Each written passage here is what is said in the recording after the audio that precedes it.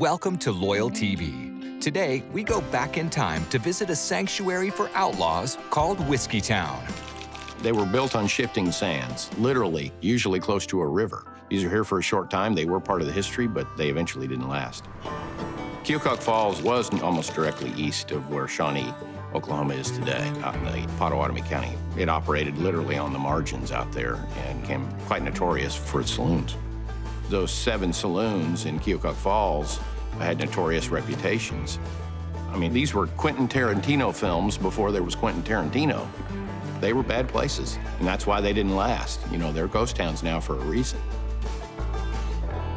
It's an interesting sequence to watch the development of frontier towns because cowboys knew that their window of opportunity was short. And then the extraction people, whether that be mining or lumber or whatever, they also knew their time was short because coming on their heels usually was farmers. And farmers meant schools, meant churches, meant law and order. And so that window of opportunity was frequently very small. And so these people who set up these businesses, they're opportunists. It's the oldest story in the world, supply and demand, especially in a border town like Keokuk Falls, which is across the border. We often think those who frequented saloons had to be the dregs of society, when in fact that's not the case. You know, they're very morally upright people, let's call them, and operated in all these communities who also drank. They might be served out the back door, but at the same time they were still part of this. And so that makes the whole topic even more interesting, is who was going to any lengths to get a drink of alcohol.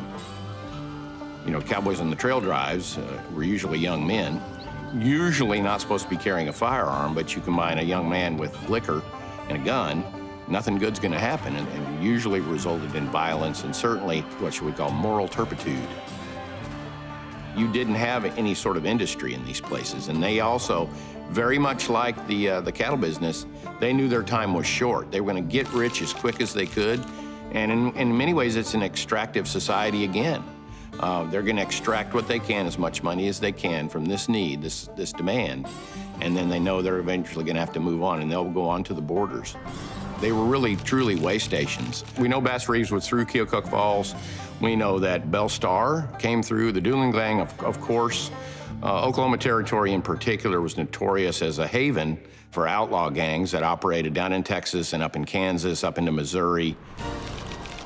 People like U.S. Deputy Marshal Bass Reeves really took his job seriously, and that's what makes him such a formidable opponent to these lawbreakers.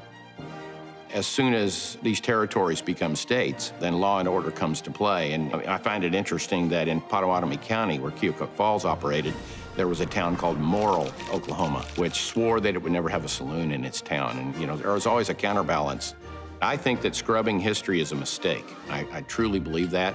I think we need to embrace all parts of it. We don't have to glamorize it, to be sure, but to recognize that it is part of a state or a region or a country's history. Those lessons are not learned if we try to erase them or hide them.